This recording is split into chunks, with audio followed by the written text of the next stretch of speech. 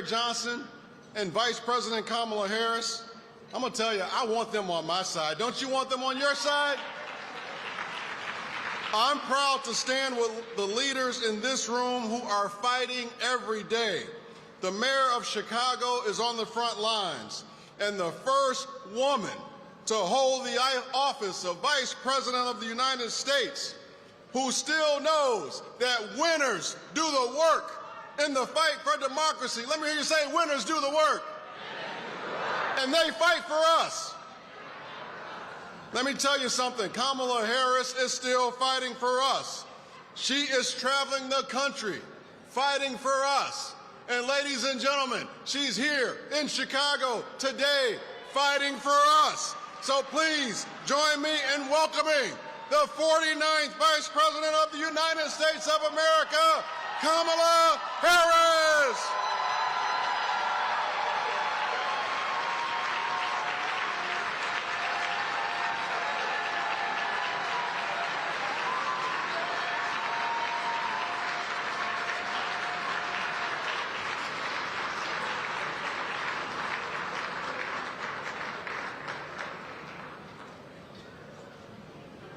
Stay up.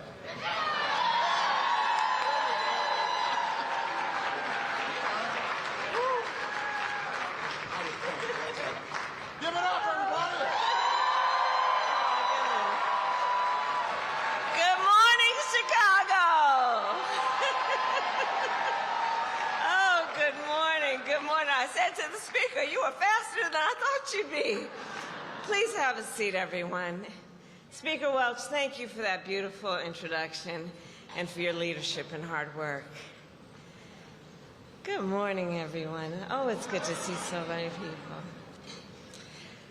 So, on this 40th anniversary of Martin Luther King Jr. Day, I join you here in Chicago, not only to mark the moment, but to say thank you to everyone here for carrying his legacy forward.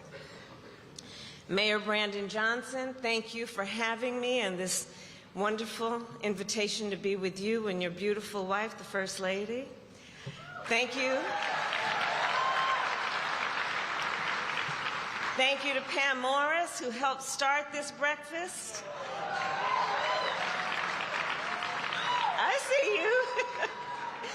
And the leaders who have sustained this gathering for 40 years. Thank you all.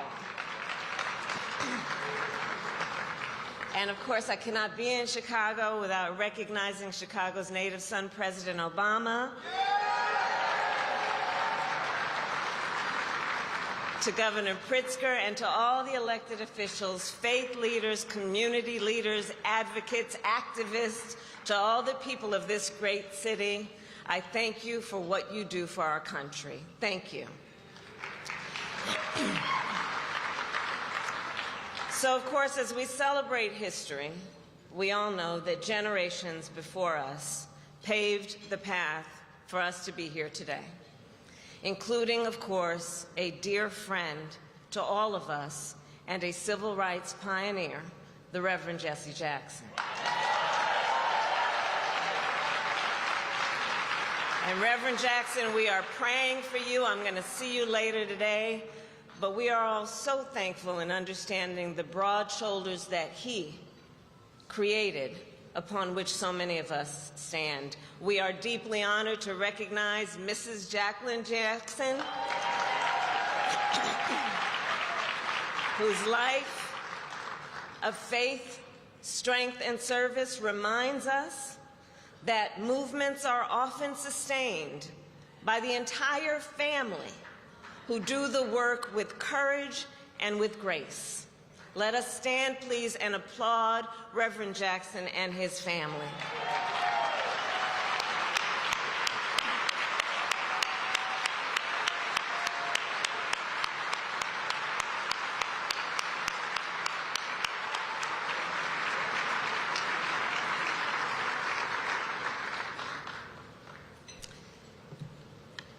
Reverend Dr. Martin Luther King Jr.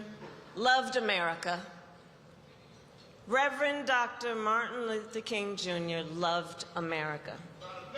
He loved our country, and his love was not passive.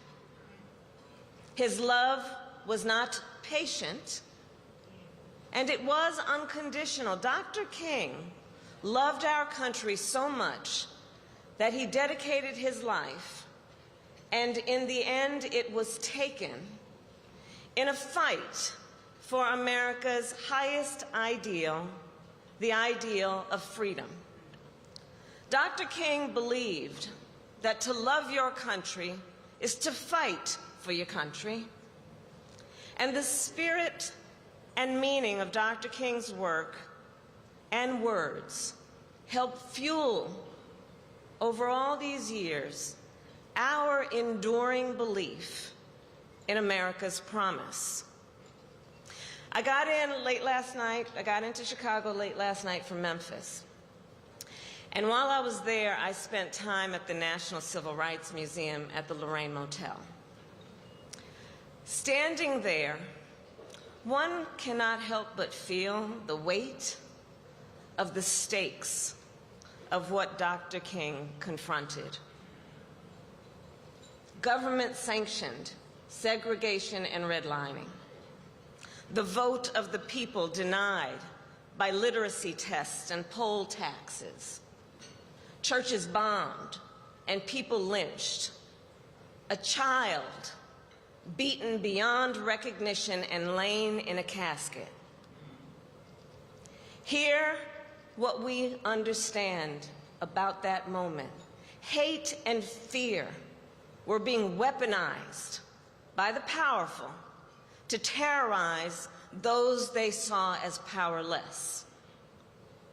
But here's the other truth about that time. The people were sick and tired of being sick and tired. And so at lunch counters and on buses, in classrooms and in the streets, Dr. King and the leaders of that moment reminded the people of their power, reminded them that it doesn't have to be this way, that the power of protest, of organizing, of the collective can change the course of our history and its country, our country and its history. And Chicago, isn't that true today? Isn't that true today?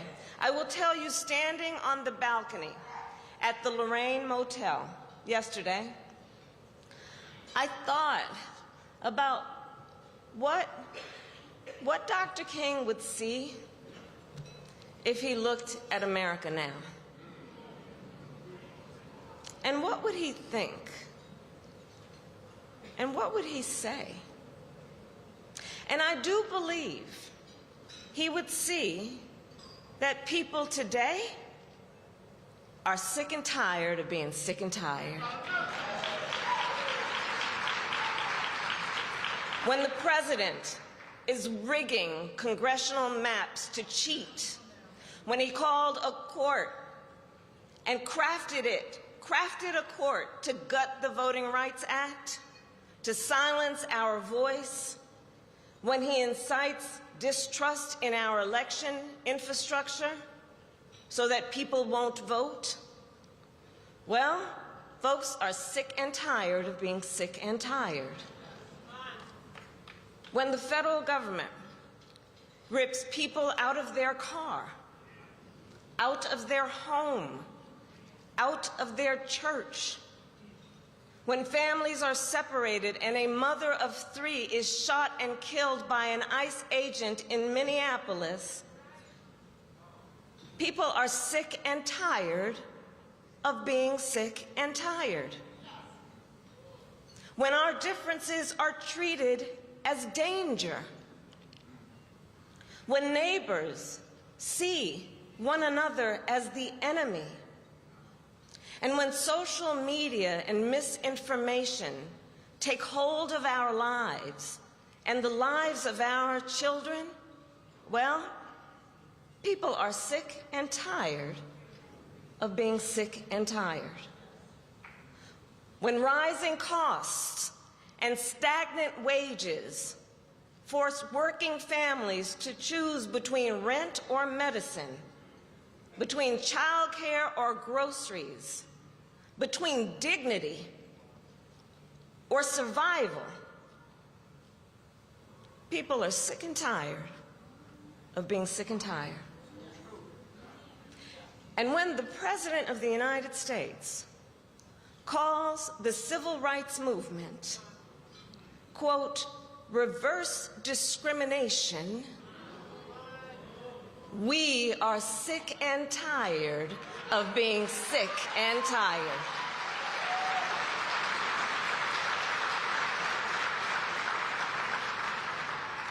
Now, I know many people in our country are feeling overwhelmed right now. Isolation and loneliness have led to despair. A long broken system has fueled cynicism and, yes, apathy. And people are rightly angry and profoundly frustrated. Far too many have resigned themselves that, well, I guess it's just going to be this way. All while those in power attempt to divide the American people, attempt to make us distrust each other, to turn on each other, all while having us believe we are powerless in this moment.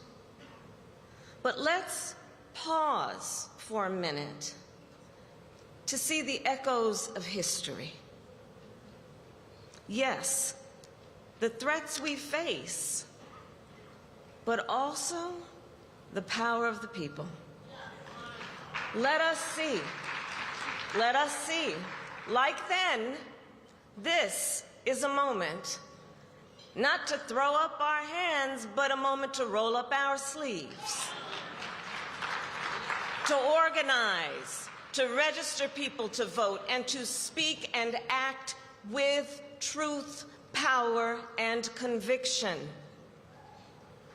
And I look around this room, I know the people of Chicago, well, you uniquely understand that the fight requires courage.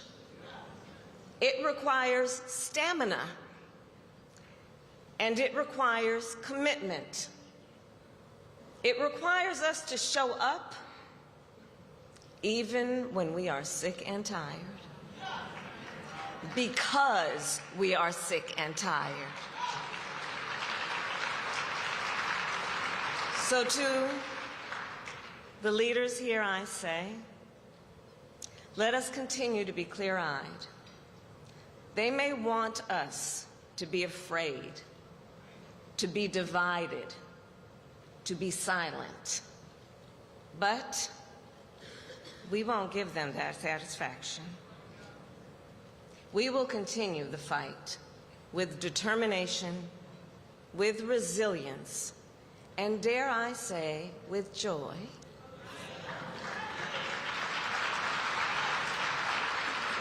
So in the spirit of Chicago, it is time to bear down. Thank you all very much. Thank you very much. Thank you all very much.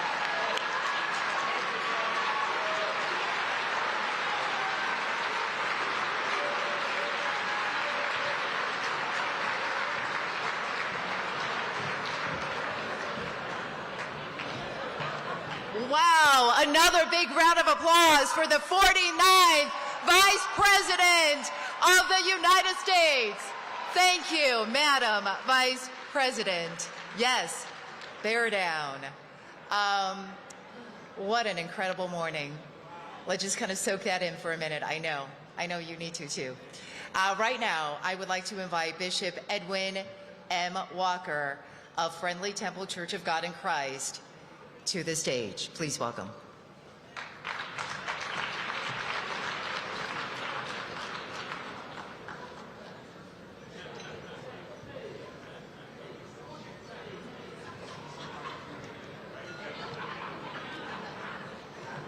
Good morning. Good morning, Chicago. I am honored to stand before you and to acknowledge the distinguished protocol observed in this room. It's with great pleasure that I've been chosen to introduce Mayor Brandon Johnson, a leader whose journey and accomplishments are truly remarkable. When I first met Mayor Johnson, he was not widely known.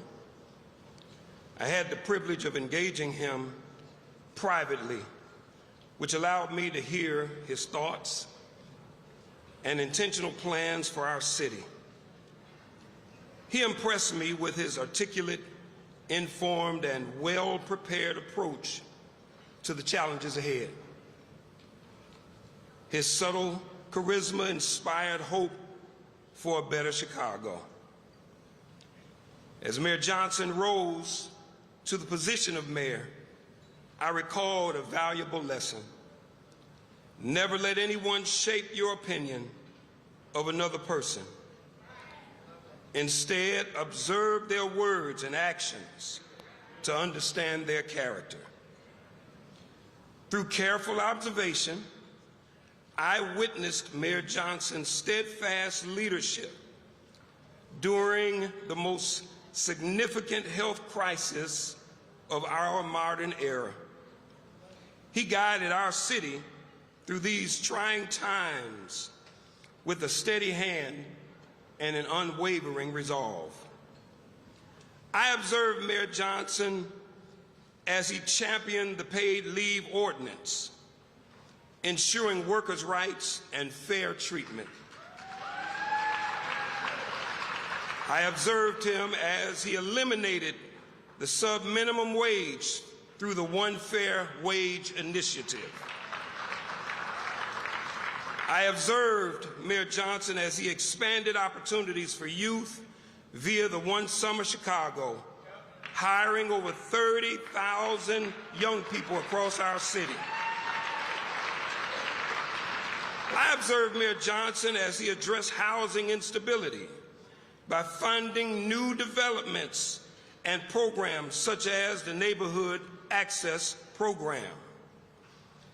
Mayor Johnson demonstrated resilience when faced with unexpected challenges, such as migrants being sent to Chicago by another state's governor. I don't want to call his name. They bussed them in, they trained them in, they planed them in.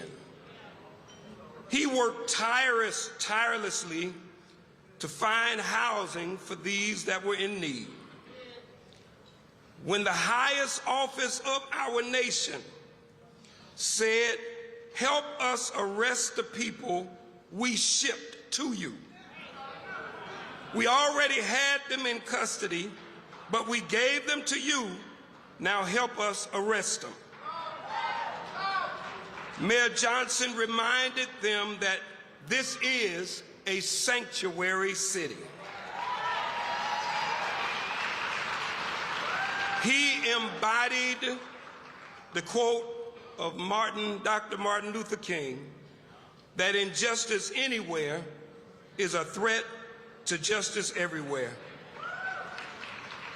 When he refused, they had the nerve, I'm off script, to summons our mayor, call for our mayor to Capitol Hill to testify and answer questions. And despite federal pressures, including the involvement of ICE agents, the National Guard, the threats to withhold federal funds, he remains committed to serving Chicago. During times of scrutiny, such as when he was there was a call for an investigation into his hiring practices because of an interview with one of our great pastors, Mayor Johnson's competence and the strength of his executive team became evident. They said, let's investigate his hiring practices. Well, I'm in agreement with that. Let's investigate what it takes to bring down the murder-homicide rate 60-year low because of his hiring practices. Because of his hiring practices, homicides have decreased by 29%. Because of his hiring practices, shootings are down 35%. Because of his hiring practices, robberies are down 36%. Because of his hiring practices, carjackings are down 48%. I feel like preaching.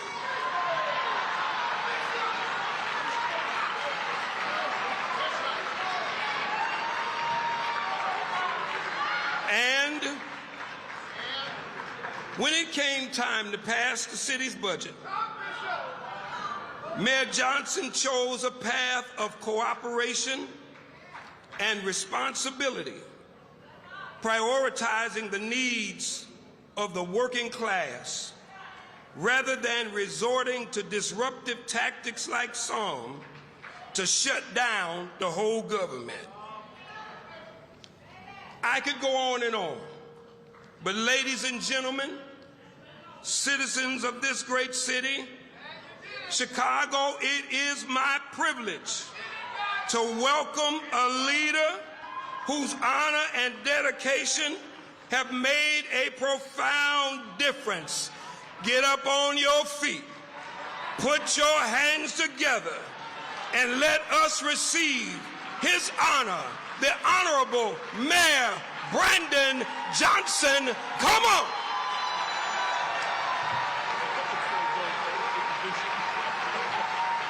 Wow. What's up, Chicago? Doesn't it feel good to live in the greatest freaking city in the world? Wow, thank you all so much. Thank you. Please be seated. I'm so glad there wasn't a Hammond organ in this place. You can't take the Church of God in Christ anywhere. Thank you, Bishop Walker, for that sermonette. I ain't never been introduced to a whole scripture. Really grateful that you all are joining us today. How about it? To the First Lady of the greatest city in the world, Stacey, I love you, baby. Thank you. It is really a blessing to be with leaders from every sector of our city, the faith community, business, labor, and all the elected leaders coming together to honor the legacy of one of the most important leaders in our world's history. But let me just make something real clear, you all, because, you know, folks have real short memories. And since the Speaker of the House got us started, the Vice President of this country, Vice President Harris, went all over this country. And you're right, Speaker, she tried to warn us, y'all. She said the president was going to undermine the rule of law. She said that he would cause a constitutional crisis. She said that his tariffs would drive up the cost of living for working families. And she said that he would deploy the military in American cities. Well, listen, because she's such a classy woman and incredibly humble and probably too good to actually say it herself, that she told us, let me just tell you, she tried to tell us. And that was not easy. It's difficult to have to lift up the consciousness of this country that is weighted down by fear and hatred and racism. Now, let me just close on this point about our Vice President. Whatever she decides to do, whatever she says, In the words of a great organizer, you better listen. Where you at, Gator? You better listen. But we thank her. We thank you, Madam Vice President, for everything that you have done to protect our democracy and to protect the American people. When I think about the legacy of Reverend Dr. Martin Luther King Jr., I think about the theme of this year's breakfast, protecting our democracy. I always go back to King's final book before his assassination. The final contribution. Where do we go from here? Chaos, community. That rings true today, 60 years later. Chaos or community. This is the choice that is in front of all of us today. This is the contrast that we see every night on the news. It's the contrast that we are experiencing. Chaos, apartment buildings raided in the middle of the night in South Shore. Doors blown off their hinges. Black Hawk helicopters circling overhead. Children screaming and elders terrified. Families being ripped apart. In the South Shore neighborhood, they put immigrants in one van and black Chicagoans in another. That's what we saw in Chicago. That's what we've experienced just a few months ago. We saw tear gas deployed at an elementary school. We saw ICE agents cause a car accident in West Garfield Park and then proceeded to put the driver in a chokehold. We saw a rapid responder, Miramar Martinez, shot 5 times. Only but by the grace of God, she survived.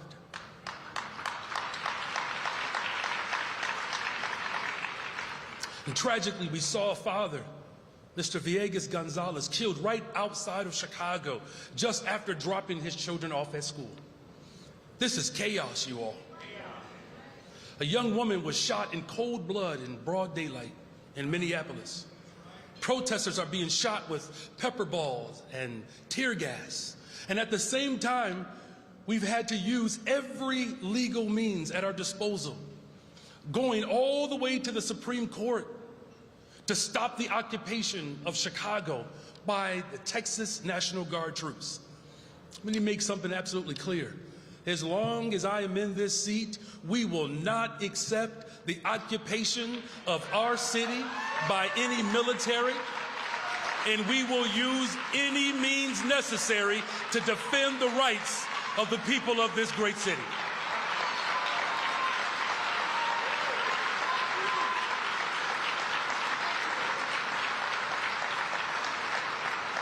We're seeing all over the city and all over the country as lines are getting longer outside of food pantries. Parents are leaving work after a full shift to get in line for food banks because food assistance has been cut. Child care programs have been frozen based on this conspiracy of being pushed by the far-right influencers. This is chaos for the working families of Chicago and across this country. And then we saw the administration cut $2 billion in mental health funding, only to reverse themselves the next day in indiscriminate bombings on the continent of Africa and in the Middle East. The leader of a foreign country kidnapped in the middle of the night to enrich oil executives with no legal basis and no plan to prevent widespread instability in South America. All of these actions spew chaos and sow division in our communities. They want us to abandon our humanity and turn against one another as Americans. They want to divide us. They want to continue to expand their power. As Dr. King warned us, power without love is reckless and abusive. And love without power is sentimental and anemic. Aren't you glad, though, you all, that we are living the truth of our humanity, where power and love and of a sound mind is a God-given gift, and that's why we will never be terrified. We don't live with a spirit of fear. And so we need to hone that power to protect our city. But we need that power to be guided by love. Love for our neighbor, love for the poor, love for those in need, love for those who are returning from incarceration, love for those who are hungry, love for those who are sick. That is the community approach. And what I see when I visit our 77 neighborhoods, I see us coming together, whether it's protecting our neighbors from ICE or feeding families in need. That's love in action. That is the community we must fight to maintain right now. And that's who we are as a people. See, community has always been a part of us. You know, our former state's attorney, Kim Fox, is here. And Kim, I remember a time, because community is how we survive, where you could go to your neighbor's house and borrow a cup of sugar. Well, see, there's a few folks that act like they don't remember where they came from. Let me just talk to Cabrini Green for a second, the West Side, where we would go to our neighbor's house for a loaf of bread. Or sometimes we had to borrow electricity from our neighbors.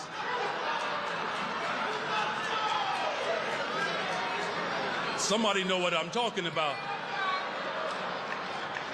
That's what that long orange extension cord was for. That's community. That's the community that raised me. And if we really liked you, we sometimes would borrow each other's cable. Well, is Comcast a supporter of this breakfast? I'm so sorry, Comcast. We don't do that anymore. We don't. Thanks. So, that was way back in the day. But it is the community approach, partnering with neighborhood organizations, partnering with youth organizations, partnering with the community violence intervention groups and community leaders that made 2025 the safest year in the city of Chicago in 60 years. See, it is community investment and community development that are fundamentally transforming neighborhoods that have suffered from chronic disinvestment and poverty. It was the faith community that stepped up when SNAP was cut off, partnering with food pantries to make sure that our people didn't go hungry even in the most trying times. Thank you, Bishop Gunn. Thank you, Bishop Gunn, for your work. Thank you, Charlie Dates. Thank you, Chris Harris. Thank you, Reverend Turner. Thank you, Michael Eady. Did I get all the denominations? Thank you, Bishop Horace Smith. It was many of the faith leaders here today who were part of the work, and it was the work because we know that faith without work is dead. And aren't you glad that the spirit of Chicago is well alive? But it was also the labor partners across the city. It was regular working class Chicagoans who organized town halls and trainings and marches to send a message to the White House that Chicago will not be occupied and Chicago will never be for sale. But here's the thing, sisters and brothers, we do not have time to wait. We cannot wait until the next election. Our communities have already waited for far too long. Tomorrow has finally arrived. It is today. We are living in the fierce urgency of now. It is going to take all of us, every single one of us in this room, and all of those who know in their hearts that the course we are on is not right and it must change, and we have to change it. It will take all of us to come together. That's the faith community, the civic leaders, the social movements, and the labor movement coming together around a progressive agenda. Transformation, where we are today. The city of Chicago is fighting for a future that works for all of us. And this is what we must fight for across the country, because we know that the true solution to the problems of poverty and disinvestment can only be achieved through unprecedented federal government investment. We just saw the President of the United States of America shift the largest upward transfer of wealth into the hands of the few that we have ever seen in the history of this country. It was Justice Brandeis that said that you can either have a democracy or you can have extreme wealth concentrated in the hands of the few, but you cannot have both. And if we're going to save this democracy and if we're going to protect our humanity, we must tax the rich and ensure that progressive revenue becomes the rule of the day. And we must do it in Chicago, Cook County, the state of Illinois. These big corporations have to finally pay their fair share.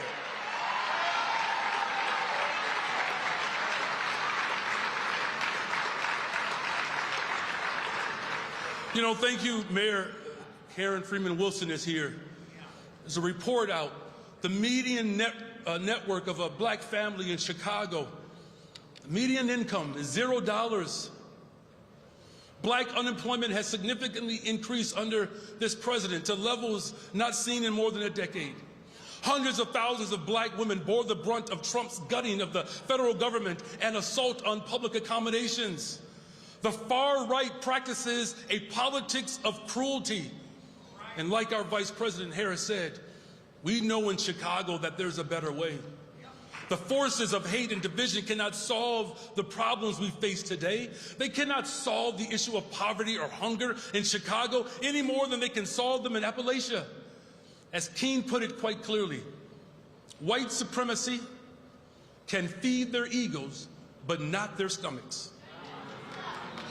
We need to continue the hard work of building a multicultural, intergenerational movement across this country to fight back against the three evils of poverty, militarism, and racism. It's not easy during times like this, but as the great American actor Denzel Washington said, ease is a greater threat to progress than hardship. See, we're built for this moment, you all. Everyone in this room, we are called for such a time as this. In Chicago, you all, we don't back down. We don't flinch. We don't bend. We don't break. What starts as a spark of the city of broad shoulders can spread across this country like a wildfire, bringing in new politics rooted in community and in our responsibility one to another. We know our assignment. Our collective work starts today. So I thank you all for coming out today. Thank you for celebrating the incredible leader of Reverend Dr. Martin Luther King Jr. I thank the Vice President for showing up, showing out, and showing us the way. And I want to thank every single Chicagoan for being here today. You all, we are building a new formation that will outlive us today. We can't just simply rely upon the words of Dr. King. What are our words and actions for this time?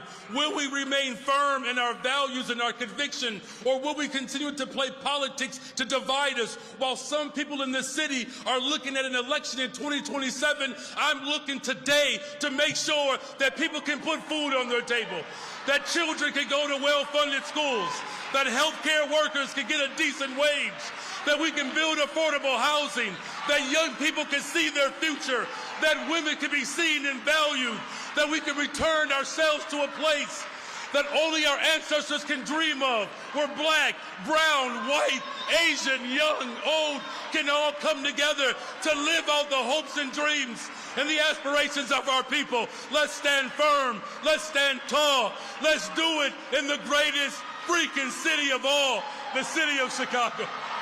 God bless you all. Thank you.